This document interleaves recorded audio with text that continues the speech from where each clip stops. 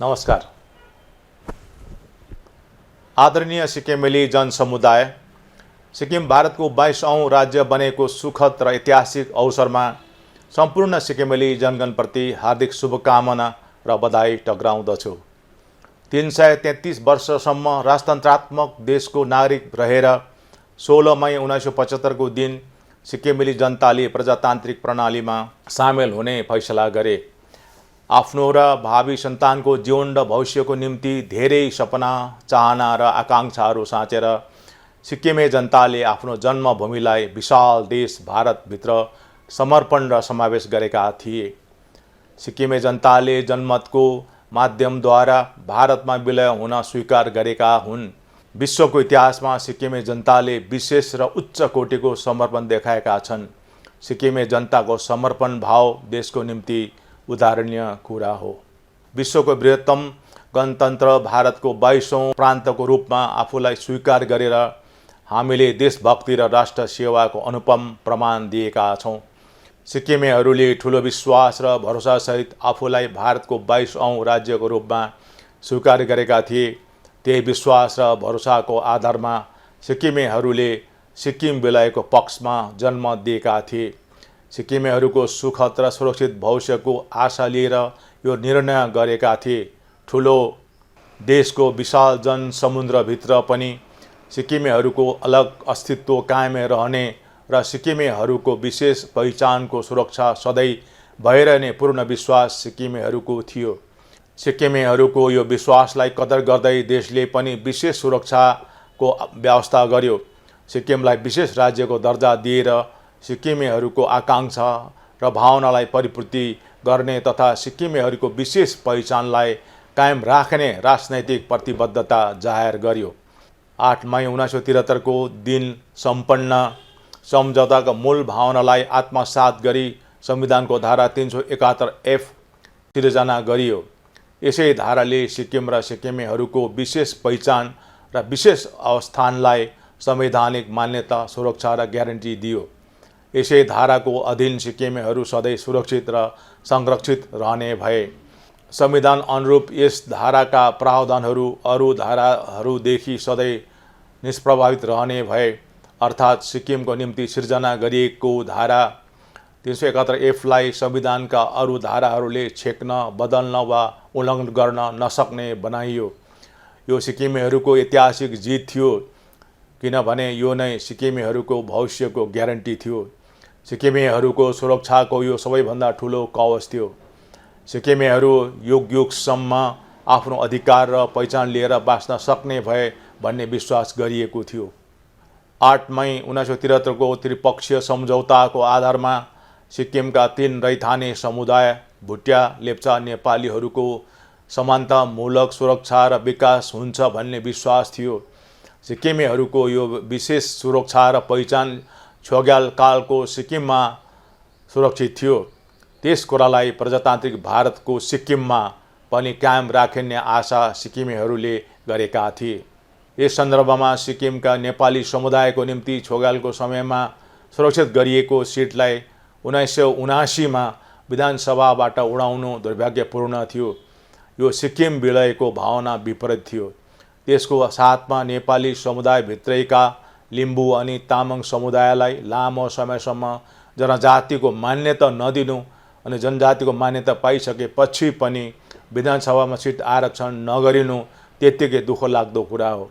यी दुई समुदायलाई जनजातिको मान्यता दिलाउन हामीले धेरै लामो र कडा सङ्घर्ष गर्नु परेको थियो। त्यसरी नै विधानसभामा सिटको व्यवस्था गर्न हाम्रो सरकारले केन्द्र सरकार समक्ष ठोस र वैज्ञानिक फर्मुला तयार पारी पेश गरेको थियो।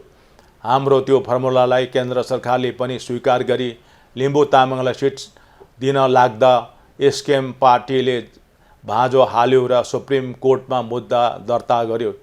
यसरी आजसम्म पनि त्यो मुद्दा सुप्रिम कोर्टमै थाँतिरहेको छ। त्यति मात्र नभएर एसकेएम सरकारले हामीले पेश गरेको फर्मुलालाई पनि विरोध गर्यो।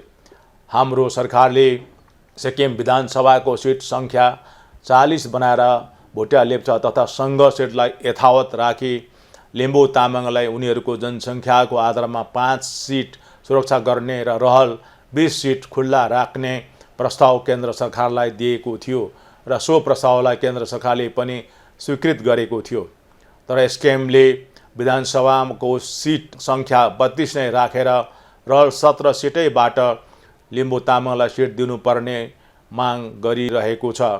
एसकेएम विधायक कुङ्गा निमा लेप्चा र सोनाम लामा विधानसभामा 2 चोटि यो प्रस्ताव ल्याइसकेका छन्। यदि एसकेएमको फर्मुलाको आधारमा विधानसभाको सिट आरक्षण गरिनु हो भने 60% नेपालीहरूले केवल 12 सिटमा मात्र चुनाव लड्न पाउने छन्। त्यसमा पनि निकट भविष्यमा राज्यका धेरै निर्वाचन क्षेत्रहरूमा नेपाली जनप्रतिनिधिहरूलाई चुनाव जित्न मुस्किल हुन सक्ने सम्भावनालाई हेर्दा एसकेएमको फर्मुलाले नेपालीहरूलाई सिक्किम विधानसभामा जनप्रतिनिधित्वविहीन बनाउने देखिन्छ। सिक्किमका सबै नेपाली समुदायलाई जनजातिको मान्यता दिलाउने हाम्रो माग पनि केन्द्र समक्ष थाँती छ। यस मुद्दालाई हाम्रो सरकारले केन्द्र सरकार समक्ष जहाँ पुर्याएको थियो त्यो आज पनि त्यही छ। यसरी हुलाकीले बुलाकी, बुलाकीले नाकै खायो भन्ने उखान चरितार्थ भएको छ। सिक्किममा 1989 मा केन्द्रीय आयकर लागू गरियो। यो सिक्किमेहरूको विशेष सुरक्षाको विरुद्ध थियो।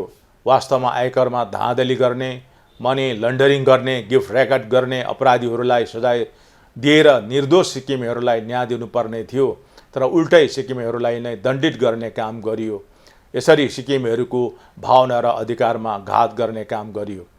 एसकेएम सरकारले सिक्किममा नयाँ केन्द्रीय कानुनहरू धमाधम लागू गर्नुले पनि सिक्किम र सिक्किमेहरूको विशेष पहिचान र सुरक्षा खण्डित भएका छन्। यो सरकारले 12 डिसेम्बर 2019 देखि नागरिकता संशोधन ऐन 2019 लागू गरेको हुँदा सिक्किमका पुराना कानुनहरू restricted area permit, protected area permit, Sikkim work permit ऐन 1965 उल्लङ्घन भएको छ। सिक्किममा यो कानुनलाई लागू गरेर सिक्किमिजहरूलाई पहिचान गर्ने कटअफ इयर 26 अप्रिल 1975 को साटो 31 डिसेम्बर 2014 बनाइएको छ। यस दिनभन्दा अघि सिक्किममा आएर बस्ने पाकिस्तान, बङ्गलादेश वा अफगानिस्तानका नागरिकहरू पनि सिक्किमिज हुने भएका छन्। सिक्किममा CAA लागू नगरेर इनर लाइन पर्मिट लागू गर्ने लाभ र छुट केन्द्र सरकारले दिँदै पनि एसकेएम सरकारले त्यसप्रति आँखा चिम्लिँदा सिक्किमेहरूको सुरक्षा र पहिचान धमिलिएको छ। यसको साथै एसकेएम सरकारले 28 जुलाई 2021 देखि सिक्किममा एक देश एक रासन कार्ड कानुन लागू गरेको छ। यस कानुनमा रहेको डाइरेक्ट बेनिफिट ट्रान्सफर स्किम राज्यमा लागू नगरिनाले अन्य राज्यहरूबाट आएका कामदार श्रमिकहरूले पनि सिक्किमभित्रै सबै बुनियादी सुविधा र हकहरू पाउने भएका छन्। आज यस किसिमका 2 लाखभन्दा अधिक मानिसहरू सिक्किममा छन्। यसले सिक्किमको जनसङ्ख्यामा ठुलो परिवर्तन र दुष्प्रभाव ल्याउनेछ, जहाँ सिक्किमेहरू आफ्नै घरभित्र आगन्तुक र अपरिचित हुन सक्ने सम्भावना छ। राष्ट्रिय नागरिक पञ्जीकरण ऐन पनि सिक्किममा लागू गरिएको छ, जसले सिक्किममा ठुलो प्रभाव पार्नेछ। वास्तवमा सिक्किमेहरूलाई सिक्किममा सिक्किमिजको विशेष पहिचान र सुरक्षा संविधानको धारा 371F ले दिएको छ। यो नै सिक्किम भारतमा विलय गर्दाको शर्त हो। त्यही शर्तको आधारमा नै सिक्किम भारतको 22औं राज्य र सिक्किमेहरू भारतका नागरिक भएका हुन्। यही शर्तको विश्वासमा सिक्किमे जनता राष्ट्रप्रति वफादार बनेर सीमावर्ती राज्य सिक्किमलाई भौगोलिक, सांस्कृतिक र भावनात्मक रूपमा एकीकरण गर्ने अनन्य र अतुलनीय योगदान दिइरहेका छन्। त्यसै कारण सिक्किमे जनता कसैको दया, माया र कृपामा होइन, तर संविधानले ग्यारेन्टी गरेको विशेष अधिकार र पहिचानसहित सगर्व बाँच्न चाहन्छन्। तर आज धारा 371F नै तरलीकरण र उल्लङ्घन भएर यसको सर्वोच्चता र पवित्रता भङ्ग भएको छ। सन्दर्भमा association of old settlers of सिक्किमको मुद्दामा 13 जनवरी 2023 को दिन सुप्रिम कोर्टले दिएको फैसला र त्यसबाट उत्पन्न स्थितिले सिक्किमेहरूको विश्वासमा गहिरो घात गरेको छ। यस फैसलाले धारा 371F को अवैधता र सर्वोच्चतालाई उल्लङ्घन गरी संविधानको धारा 14 को आधारमा रहल देशवासीहरूसँग सिक्किमेहरूलाई बराबरी बनाइदिएको छ। यसरी यसले धारा 371F को ऐतिहासिक औचित्यलाई नै समाप्त गरिदिएको छ र सिक्किमेहरूले पाएको विशेष सुरक्षा र पहिचानको कवच तोडिदिएको छ। एओएसएसको केसमा उठाइएका आपत्तिजनक र अपमानजनक प्रसङ्गहरूलाई एसडिएफ सरकारले खण्डन र विरोध गरेर सुप्रिम कोर्टमा हलफनामा दायर गरेको थियो। हाम्रो सरकारले सिक्किमको विशेष पहिचान र सुरक्षालाई कायम राख्दै 26 अप्रिल 1975 भन्दा अघिदेखि निरन्तर रूपमा सिक्किममा बसोबास गरी आएकाहरूलाई पनि आयकरबाट छुट दिन सकिन्छ भनेर दोस्रो हलफनामा दायर गरेका थियौँ। तर एसकेएम सरकार बनेपछि दरबारका कर्मचारीहरूले सुप्रिम कोर्टमा याचिका दायर गरेर 1816 को सुगौली सन्धि भन्दा अघिको बृहत्तर ग्रेटर सिक्किममा बसोबास गर्नेहरूका सन्तानहरूलाई पनि आयकर छुट दिनुपर्छ भनेर माग गरे। यी दुई याचिकाहरूका पक्षमा 5 वटा प्राइभेट इन्टरभेन्सन पिटिसनहरू पनि दायर गरिए, जसले सिक्किमिजको विशेष सुरक्षा र पहिचानलाई असंवैधानिक, अप्रजातान्त्रिक र असमतामूलक भनेर चुनौती दियो। तर यति हुँदाहुँदै पनि एसकेएम सरकारले यी याचिकाहरूको कुनै विरोध र खण्डन गरेन, त्यस विरुद्ध कुनै तर्क राखेन, हलफनामा पनि दिएन। तर एसकेएम सरकारले उल्टै एओएसएस तथा दरबारका कर्मचारीहरूको याचिकालाई नै समर्थन गर्यो। सिक्किम सरकारको एजी विवेक कोइलीले याचिकाकर्ताहरूको मागप्रति सिक्किम सरकारको कुनै विरोध वा आपत्ति नभएको र याचिकाकर्ताहरूको मागप्रति पूर्ण समर्थन रहेको बयान सुप्रिम कोर्टमा दिए। यसपछि सुप्रिम कोर्टले फैसला सुनायो। सुप्रिम कोर्टको फैसलाको आधारमा नै संसदमा विधेयक 2023 प्रस्तुत गरियो र पारित पनि गरियो।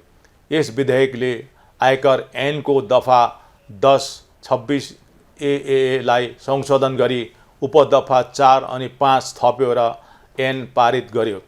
पारित ऐनको उपदफा 5 अनुसार विगत इतिहासको बृहत्तर अथवा ग्रेटर सिक्किमभित्र पर्ने सबै इलाकाका बासिन्दाका शाखा सन्तानहरूलाई पनि सिक्किमिज मानेर त्यसैको आधारमा उनीहरूलाई आयकर छुट दियो। यसबाट सिक्किमलाई भारतमा विलय गर्दा जनमत सङ्ग्रहमा भाग लिने सिक्किमे र तिनका सन्तानहरू बाहेकका नागरिकहरूलाई पनि सिक्किमिजको परिभाषाभित्र समावेश गरिएको हुँदा यसले सिक्किम विलयको वैधतामाथि नै प्रश्न खडा गरिदिएको छ। यसले सिक्किम राज्यसँगै देशमाथि पनि दूरगामी असर गर्ने सम्भावना छ। यसरी विभिन्न केन्द्रीय कानुनहरूसँगै सुप्रिम कोर्टको फैसला र विध ऐन 2023ले सिक्किमेहरूको सुरक्षा कवच खुल्ला गरिदिएको छ र सिक्किमेहरूको पहिचानलाई मेटाइदिएको छ। यी सबै कुराहरूको प्रभावको रूपमा निकट भविष्यमा सिक्किमभित्रै सिक्किमेहरू अल्पमतमा पर्ने र सिक्किमेहरूको परिचय सङ्कटमा पर्ने खतरा बढेको छ। सिक्किमेहरू सिक्किममा सुरक्षित रहन चाहन्छन्। सिक्किमेहरू सिक्किममा विलयको शर्त र वाचा बन्धनमा कायम रहन चाहन्छन्। सिक्किमेहरू देशप्रति निष्ठावान र वचनबद्ध रहन चाहन्छन्। यस अर्थमा सिक्किमले जुन ऐतिहासिक परिप्रेक्ष्यमा भारतमा विलय हुन रोजेको थियो र जुन आशा आकाङ्क्षा र चाहना लिएर सिक्किमेहरू भारतमा विलय भएका थिए, त्यस परिप्रेक्ष्य र परिस्थितिलाई पुनर्मूल्याङ्कन र पुनर्समीक्षा गरिनु जरुरी भएको छ। देश हितसँग कुनै सम्झौता हुनु हुँदैन र सिक्किमेहरूको आशा आकाङ्क्षाप्रति पनि कुनै सम्झौता हुनु हुँदैन। त्यसैले धारा 371F सिक्किम सब्जेक्ट रेगुलेसन 1961, 8 मई 1973 को त्रिपक्षीय सम्झौता, संविधानको 36औं संशोधन, सिक्किम जनप्रतिनिधित्व संशोधन ऐन 1978, आयकर ऐनको दफा 10, 26 एएए आदि सिक्किम सम्बन्धी कानुनहरूको ऐतिहासिक पुनर्समीक्षा र पुनर्मूल्याङ्कन जरुरी भएको छ। यी तथ्यहरूलाई ऐतिहासिक सन्दर्भमा वस्तुनिष्ठ ढङ्गले मूल्याङ्कन गरेर मात्र देशको सर्वोच्च हित र सिक्किमेहरूलाई न्याय हुन सक्नेछ। सिक्किमे जनगणको सर्वोच्च हित र देशको पक्षमा यो माग राख्दै फेरि पनि 49औं राज्य दिवसको हार्दिक शुभकामना र बधाई टक्राउँदछु। जय सिक्किम, जय भारत। धन्यवाद। चिया लिनुहोस्।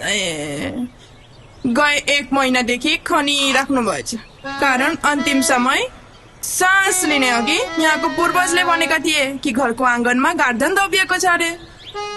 गर्दन त छोडो, एउटा चम्मचसम्म भेटिएको छैन। यहाँको पूर्वजले यहाँको भाग्य बदलाउन सक्ने छैनन्, तर नागाल्यान्ड डियर लोटरीले अवश्य भाग्य चम्काउनेछ। पहिलो पुरस्कार 2.5 करोड रुपियाँ ग्यारेन्टी, दोस्रो पुरस्कार 1 करोड रुपियाँ, अरू पनि धेरै पुरस्कारहरू छन्। टिकटको मूल्य 500 रुपियाँ। लागि ड्र 20 मई 2023। पहिलो पुरस्कार केवल बिक्री भएका टिकटबाट। लटरी डियर त किस्मतले गर्छ चियर।